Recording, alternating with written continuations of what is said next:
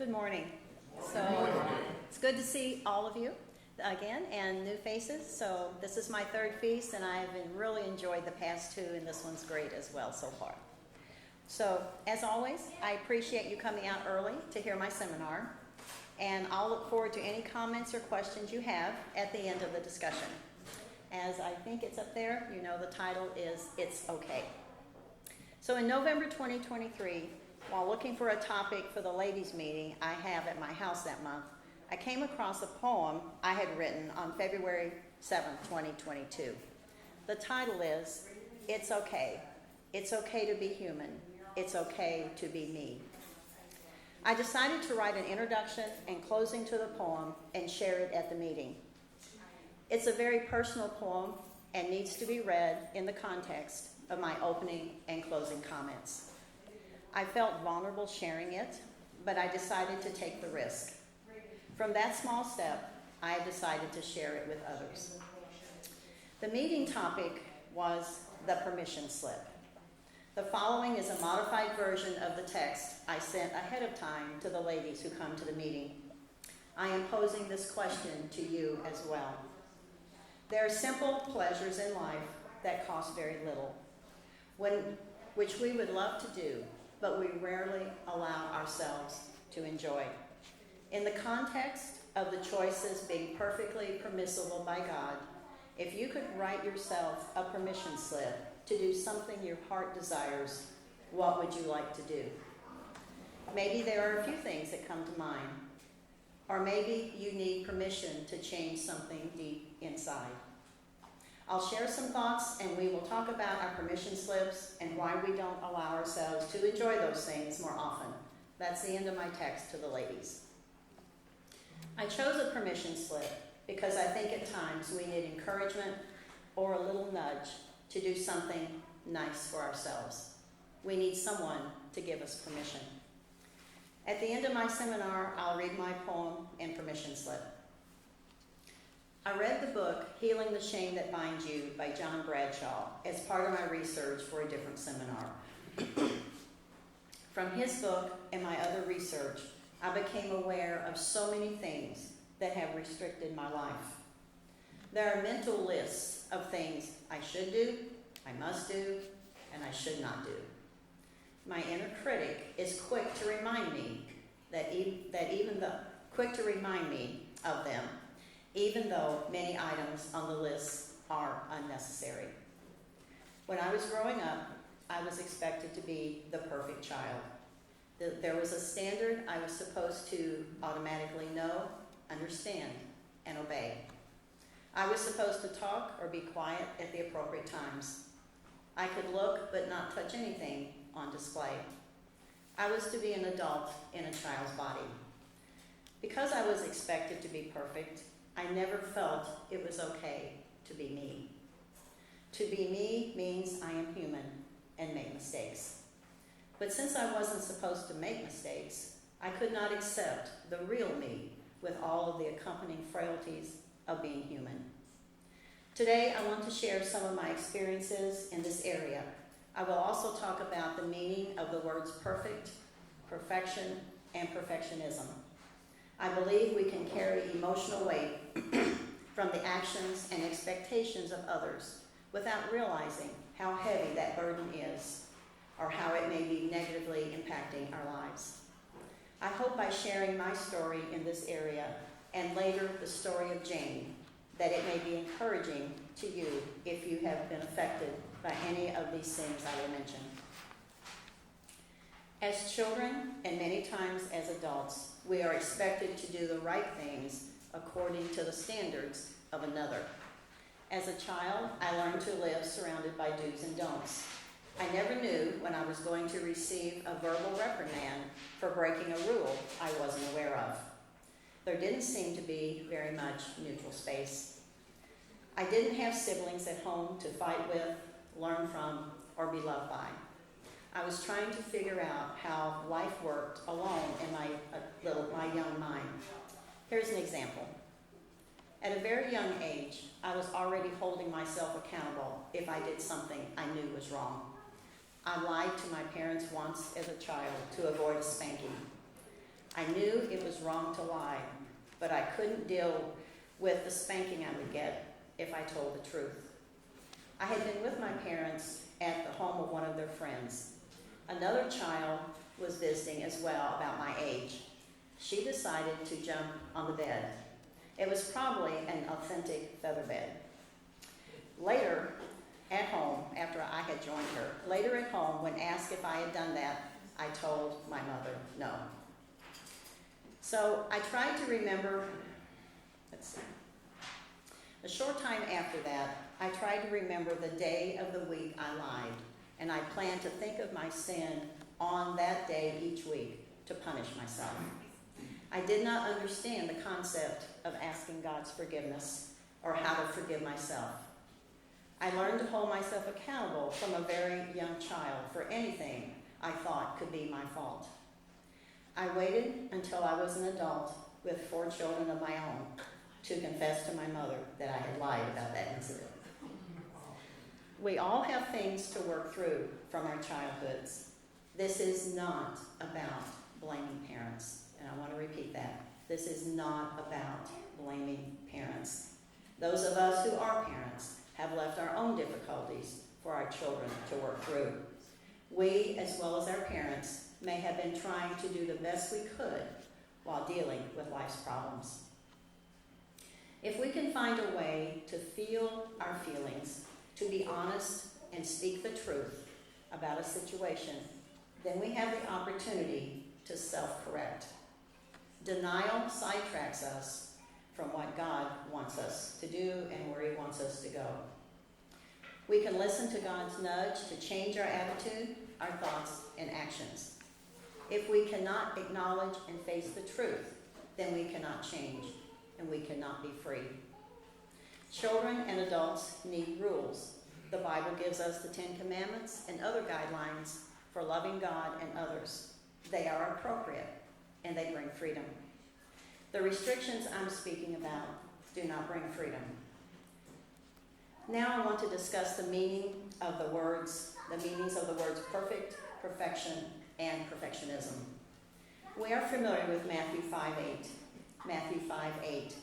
Be ye therefore perfect, even as your Father, which is in heaven, is perfect. The context of the chapter gives instructions on many things we are to do to become perfect, to become like God. Let's look at how Webster defines perfect.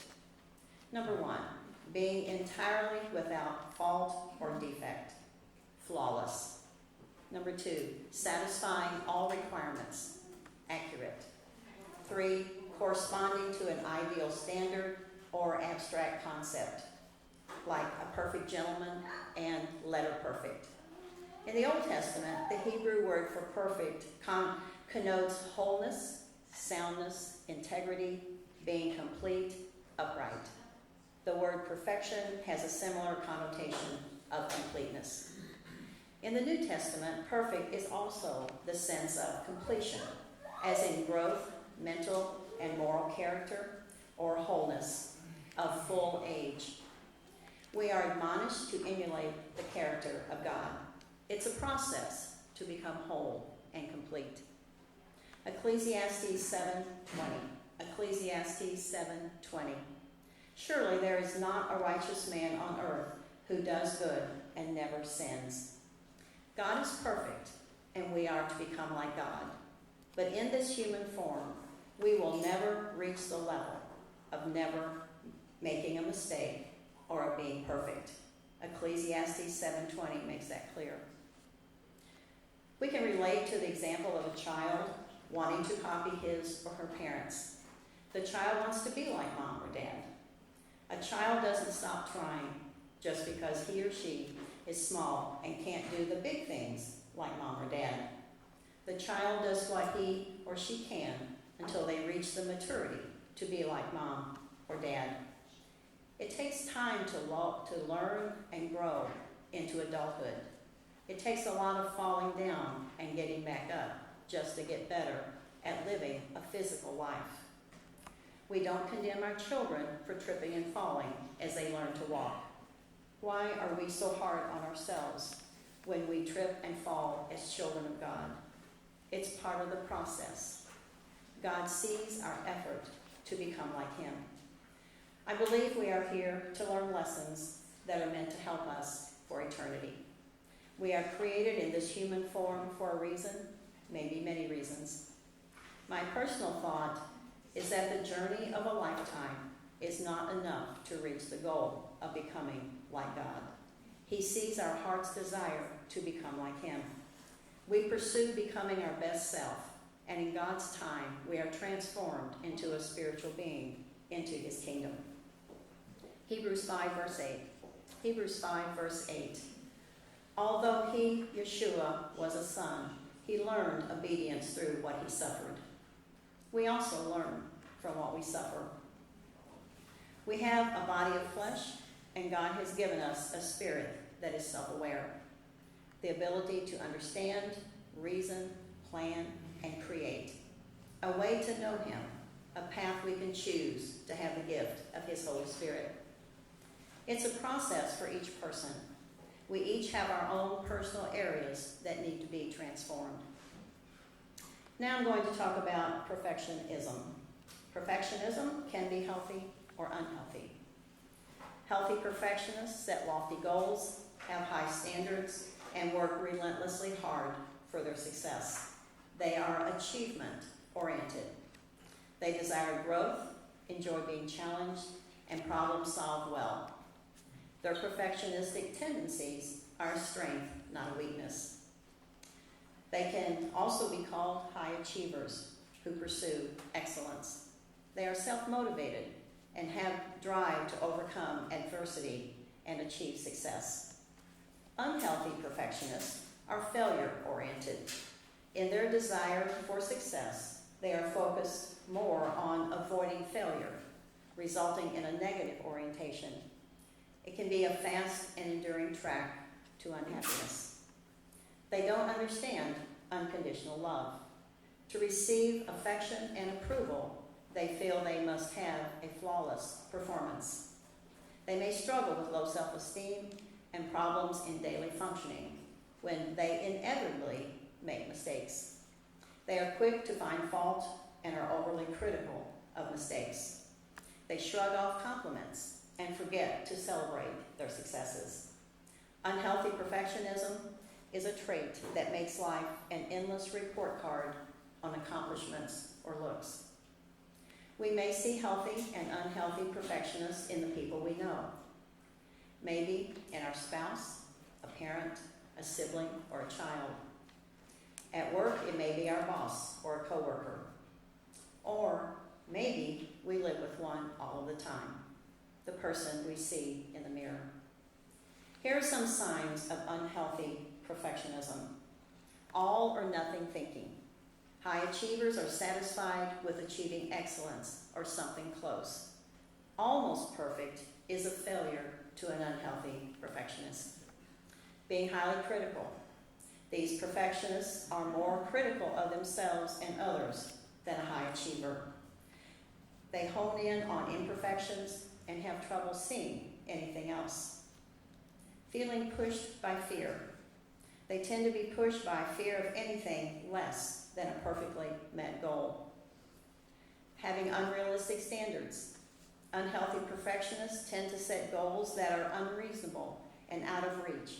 Because of this, their actions are never good enough to rise to this level of achievement. Focusing only on results.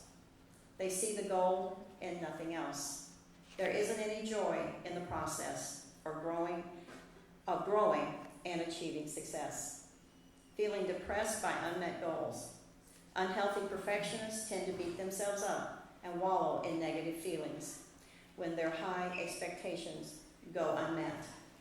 They also tend to have higher levels of anxiety and lower levels of psychological well-being. Fear of failure. There is a great fear of failure and disappointment by anything less than perfection. This can make it difficult to get started on anything new. Procrastination. This seems like a paradox since it is detrimental to productivity. If a perfectionist isn't able to adjust their situation or environment, called maladaptive perfectionism, they are often more prone to procrastinate. Worrying and doing something imperfectly can immobilize them, and they fail to do anything at all. Procrastination can lead to greater feelings of failure, perpetuating a vicious and paralyzing cycle. Defensiveness. They will often respond defensively to constructive criticism because less than perfect is so painful and scary. Low self-esteem. An unhealthy perfectionist evaluates him or herself critically, which contributes to low self-esteem. They can also be lonely or isolated because of their critical nature and rigidity, pushing others away. This can ultimately have a serious impact on their self-image, overall life satisfaction, and relationships. Here are some of the main causes of perfectionism. Number 1, fear of judgment or disapproval from others. 2, early childhood experiences of unrealistically high expectations. 3, OCD, obsessive compulsive disorder. 4, poor self-esteem. 5, feelings of inadequacy. 6, a need for control. 7, tying self-worth to achievements. 8, societal and cultural expectations. Unhealthy perfectionism is a happiness thief. Not everyone realizes when perfectionism has taken over. There are signs. A perfectionist may often feel exhausted or in a bad mood. They may blame the schedule, the kids, the boss, or the weather. Examples might be 9 good reviews out of 10 and obsessing over the 1 bad review.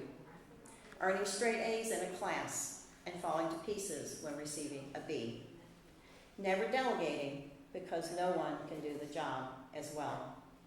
The price of unhealthy perfectionism can cost one's health and happiness. Being 100% perfect in this life is impossible. To expect only perfection wastes the gifts and time we have been given. Expecting another person to be perfect is a weight no one should have to bear. It can be a setup for failure. This does not mean we stop doing what's right or seeking excellence. We can pursue something that makes us happy and leads to healthy achievement.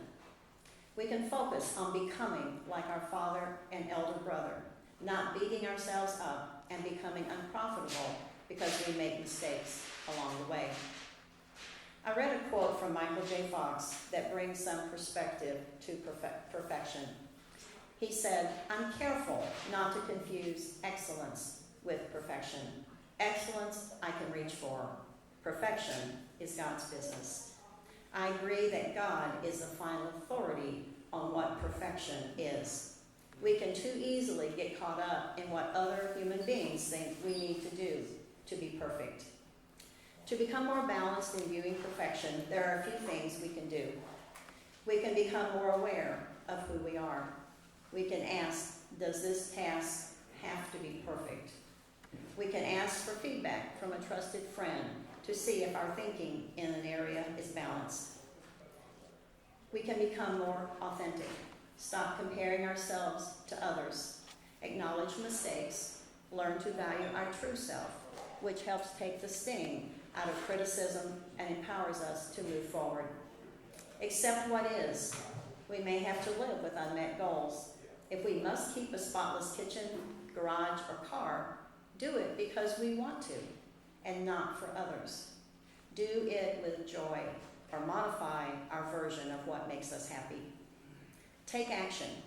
Change practice makes perfect to practice makes good enough, when good enough is really okay. Standards are not achievements. Confusing the two can destroy happiness. Standard is a level of quality which is accepted as normal or average. An achievement is a thing done successfully, typically by effort, courage, or skill. I think we are born to be unique children of God, not to be a carbon copy of another human being. This doesn't mean we can't choose to emulate good attributes we see in others.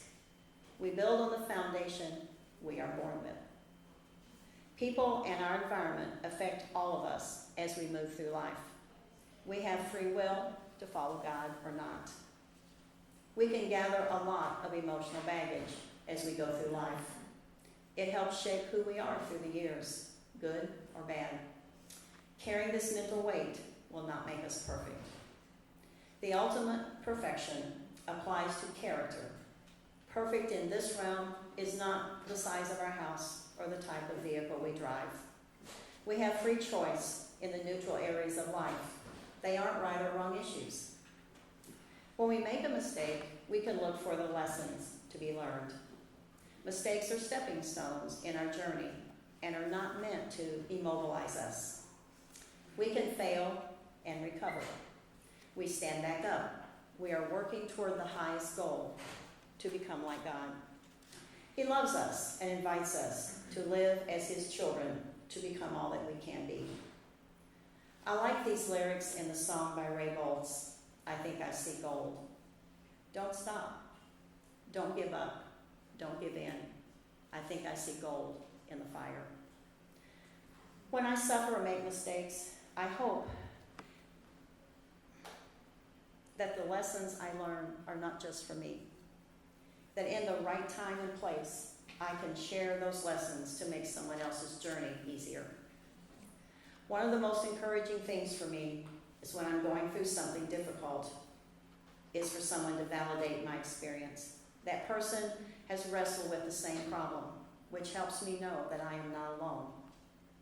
The sharing of these experiences helps us bond with others. We are all going through this human experience, and we can truly be overcomers. Now for Jane's story. I hope it touches and inspires you as much as it has me. I can relate to so much of what she says. So my husband John and I were watching AGTV, America's Got Talent, on YouTube in October or November 2023. We saw Jane Marjewski, a singer known as Nightbird, sing an original song. It was recorded June 8, 2021 in season 16. She came alone to the audition. Only her younger brother knew she was there. Jane was very thin with a beautiful smile and a glow about her. She was first diagnosed with cancer in 2017 at the age of 26. When she came for the audition, she had cancer in her lungs, spine, and liver. Before the audition, she said, "I'm so much more than the bad things that have happened to me. I am so much more than the bad things that have happened to me." The title of her song was, "It's Okay." Immediately, I felt a connection with her. Her song, "It's Okay," and my poem, "It's Okay," have no earthly connections. They are both original.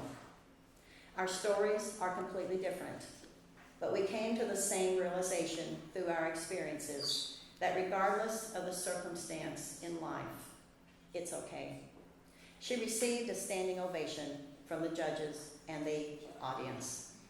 When Simon's turn came to comment, he said, "There have been some good singers this year, and I'm not going to give you a yes."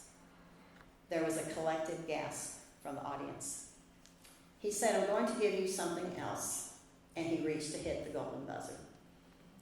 In Jane's comments afterwards, she said, "You can't wait till life isn't hard anymore to be happy. You can't wait till life isn't hard anymore to be happy." As she was walking off stage, a prior clip was played of her saying she had a 2% chance of survival. But 2% is not 0%. 2% is something, and I wish people knew how amazing it is. As Jane walked out of the studio, she raised her arms and did a twirl for the joy of the experience. I did some research later to find out more about Jane. I found we had some more connections. We were both born in Ohio, and at some point in our lives, we moved to California. We share the same birthday, December 29th. My journey began 37 years before hers. I'm going to read excerpts from her essay on what cancer feels like and lyrics from 2 of her songs. Jane's essay, quoting, "For years, even before cancer, I had felt very alone. I played for arenas of people. Everyone knew me, everyone liked me. I was popular, I was talented, I was pretty. I had all the positive attention that a girl could ask for. But the truth is, I was deeply lonely. Although everyone knew who I was, no one really knew me. I kept people at a distance, only allowing them to see the parts that I wanted them to see. I believed, deeply believed, that if anyone got close enough to really see me, they would see the truth, that I am ugly, selfish, and unlovable. The wrench in my story, Jane's story, came when she met Jeremy. She says, my family did not fall in love with him as quickly as she did. Jane's family told her they never wanted to see Jeremy again. Jane and Jeremy married 8 months after meeting and moved to Nashville. Jane says, I had made an agreement with God that for 3 years I would just grow and get healthy internally. After my 3 years was complete, I would try again at music. It was September 2017, the month and the year I had been dreaming about, and just when I expected that I would be moving on from a tough time, a tough season in my life, a frantic doctor rushed in to ask me a series of rapid-fire questions. I had had a biopsy, and it showed cancer. I lost 25 pounds of my body. I lost my hair. I lost my lung capacity to sing. I lost my energy and my personality. Being sick with cancer is every bit as bad as you imagine it is. For the first weeks, my body rejected food so quickly that I just stopped trying to eat it all. My marriage was strained. So there I was, at the ultimate low, stripped of everything I had ever used to earn love and attention and meaning. And that was the moment when I was met with a tidal wave of friendship and affection. My friends scheduled themselves to clean my house every week, and a meal train was organized, and 3 days a week for 4 months the doorbell rang with hot food. I never went to an appointment alone. My husband and friends would drop everything and be there for me. My family drove 7 hours to Nashville for Thanksgiving and took off their hats to show they had all shaved their heads. My mother couldn't stay away. A broken relationship mended. We forgave each other for old wounds. My husband, whose head was spinning, did everything he could. All at once, it all made sense. I was expecting a resurrection in September 2017 and was crushed that it didn't come. But after making it to the other side, I finally understand. Unless a seed falls to the ground and dies, it remains but a single seed. The last drop of my belief in the lie that I was unlovable or unworthy of love, my paradigm had to crumble in order for me to find wholeness. I didn't get the story that I wanted, but the story that I ended up with is pretty incredible.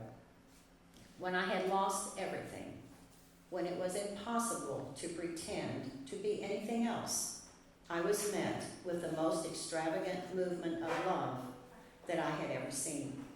Cancer came to steal and kill, but turns out that it actually has given me an irreplaceable gift, an immovable belief in unconditional love, and an understanding of what an honor it is to be here, alive and a part of this moving golden world. These are a few of the lyrics from Jane's song, It's Okay. I moved to California in the summertime.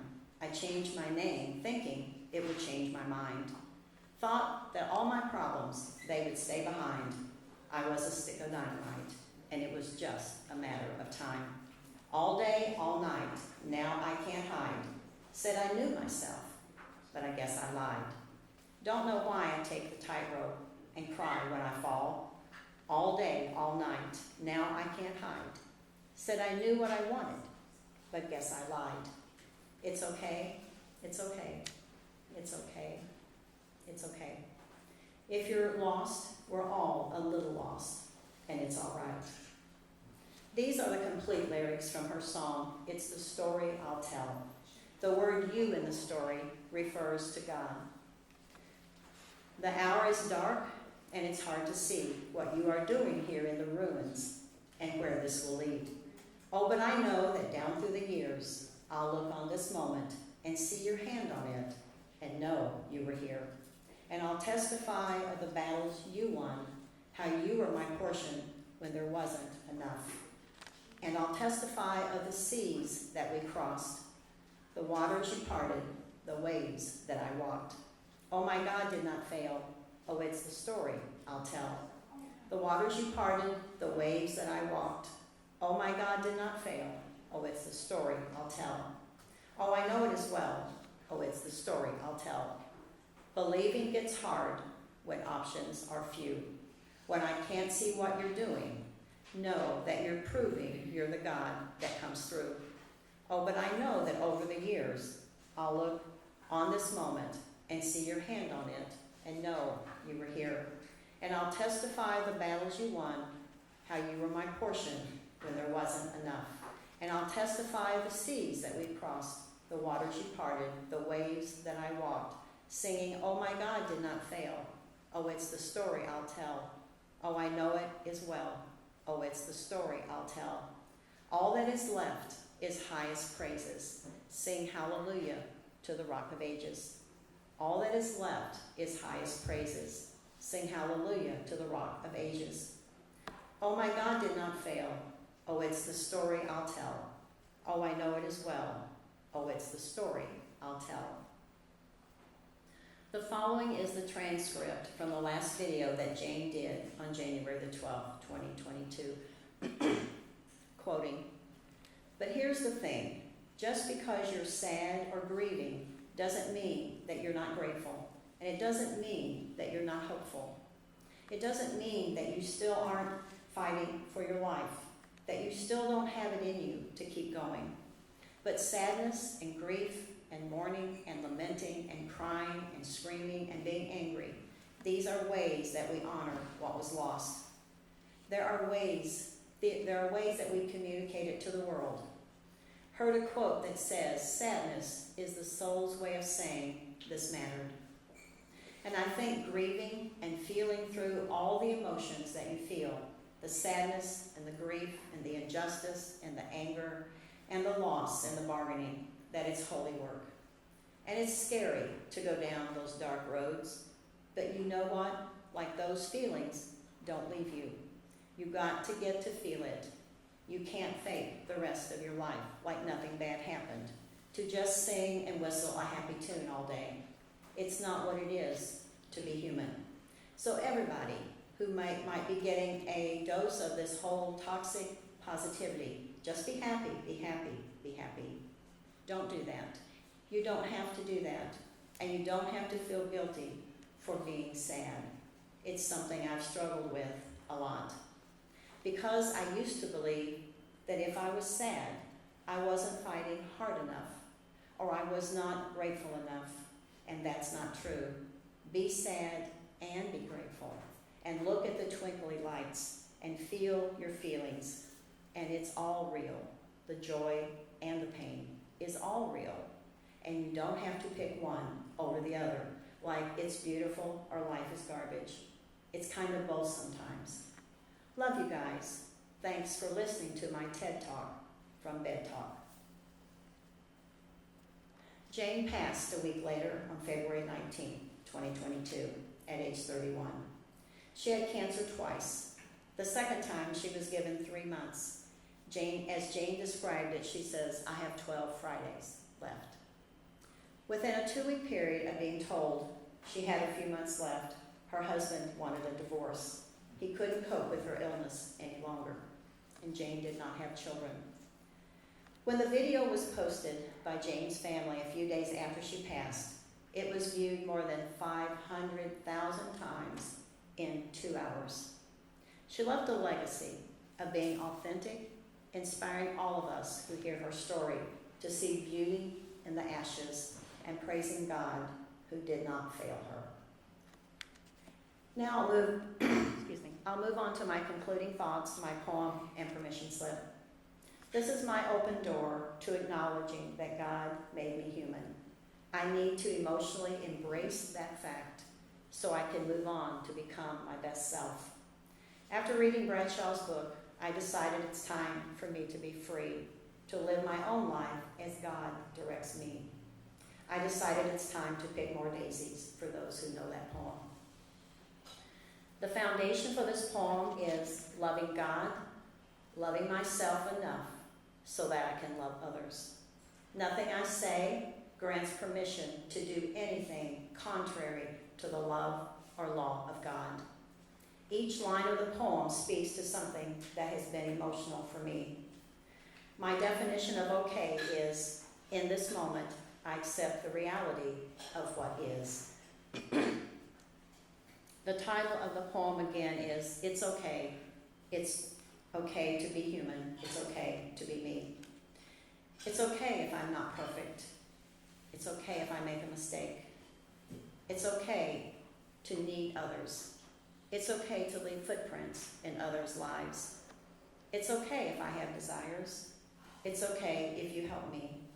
It's okay that I'm alive. It's okay to be human. It's okay to be me. It's okay if I have needs. It's okay if I don't like something. It's okay to be happy. And it's okay to feel sad. It's okay to be afraid. It's okay to want human touch. It's okay to be loved. It's okay to be human. It's okay to be me. It's okay to feel anger. It's okay to say no. It's okay to have boundaries. It's okay if I don't like everyone. It's okay to surrender. It's okay if I don't agree. It's okay to say goodbye. It's okay to be human. It's okay to be me. It's okay to be accepted as I am. It's okay to have hope. It's okay to be messy. It's okay to stand up for myself. It's okay to not rescue everyone. It's okay to say I don't know. It's okay to be wrong. It's okay to be human. It's okay to be me. It's okay to disagree. It's okay to cry. It's okay to feel broken. It's okay to feel whole. It's okay to be disappointed. It's okay to receive praise or compliments. And it's okay to be authentic. It's okay to be human. It's okay to be me. It's okay to be forgiven. It's okay to say, I'm sorry. It's okay to have abundance. It's okay to feel beautiful. It's okay to receive from others. It's okay to enjoy my gifts from God. It's okay to love myself. It's okay to be human. It's okay to be me. It's okay to rest. It's okay to take time for me. It's okay to try and fail. It's okay to have wants. It's okay to expect respect. It's okay to talk and not be interrupted. It's okay to live in peace. It's okay to be human. It's okay to be me. It's okay to hold others accountable. It's okay to just do nothing. It's okay to speak. It's okay to be silent. It's okay to protect myself. It's okay to be free, and it's okay to laugh.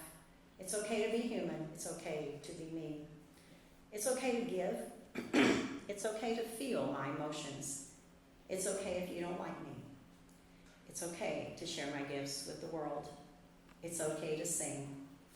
It's okay to live on the mountaintop. It's okay to walk in the valley. It's okay to be human. It's okay to be me. It's okay. I hope that I have been able to convey what I'm feeling. It's okay to acknowledge the place we find ourselves in. It doesn't mean it's where we want to be. When we become aware, then we have a choice and can ask, what do I want to do? Can I make things better? Is this the place I want to stay? Is this the attitude I want to project? Is this creating gold in the fire? Let the answers energize us to action. I encourage each of us to be open to the truth of the reality we find ourselves in. We can spend too much time fighting what is. Why me? How could they do that? It isn't fair. Instead, in those moments, we accept or are okay with the truth. Then we can use our energy to make good choices for how we want to handle the situation we are in. Even though we would like to do everything right and be like God right now, we are human, and that is what is. That's okay. We are not a surprise to God. We are human. Now on to the next step. This brings me to the permission slip as from my Heavenly Father. Shirley Doss has permission to be free, to be the person I created her to be, to enjoy the wonderful life I've given her, to have fun, to let go of the past, to be spontaneous, and to trust that I will always be her safety net. I hope this festival time that we are sharing will be encouraging, refreshing, and uplifting, that our hearts can give and receive the love of God He has given to us. As you leave to return home, look for joy in your journey. Don't give up. Don't give in.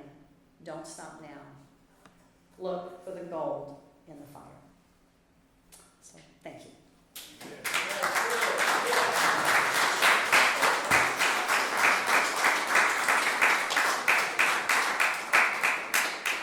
So, we can have comments or questions, or if you would like. That was a full illustration of Romans 8:28. Yes. I've been on that topic for a while and other things too. That's a topic that seems to be coming up a lot as we learn to let go and let God. Mm-hmm. That those two thoughts go together. Mm-hmm.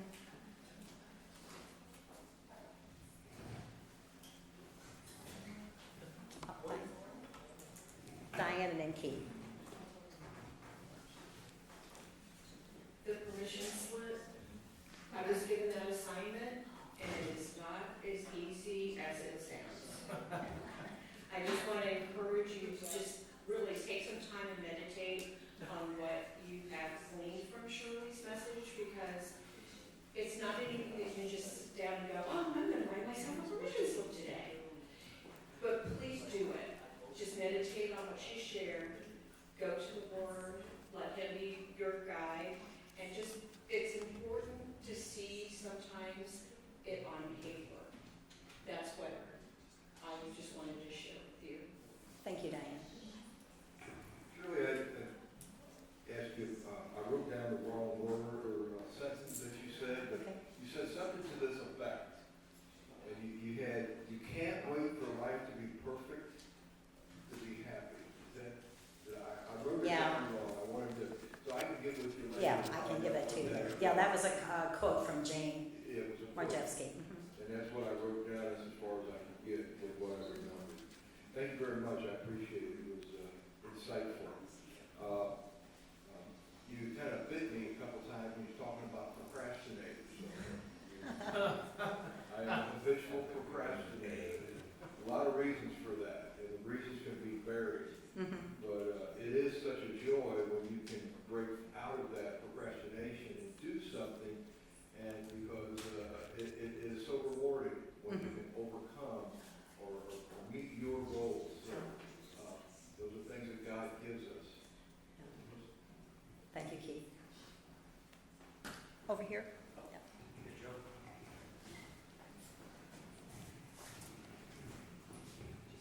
To echo what Keith said, I'm such a procrastinator. I made a motto, always put off to tomorrow what you can put off to tomorrow.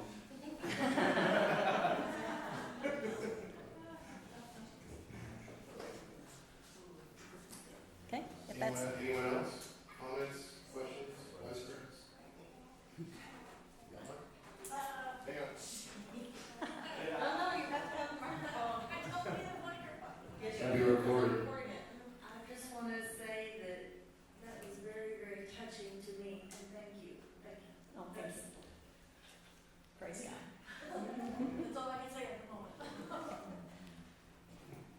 We're going to go back and watch it again. Okay.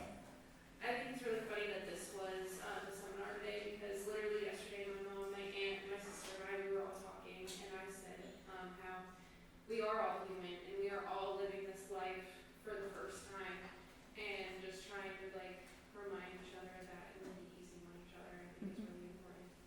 Right, yeah, we can do more with the carrot than we can the stick, Yeah, so, to draw us to him. yeah, thank you. Thank you.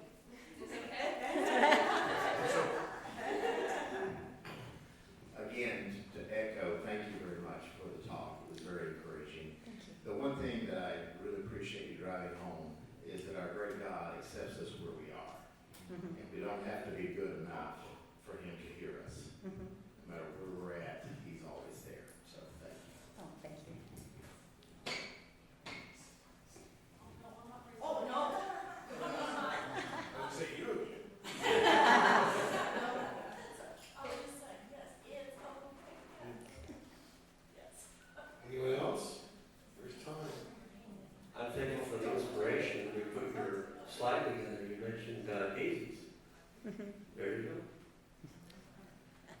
Yes, All Yeah. right. If that's all, okay, well, thank you very much.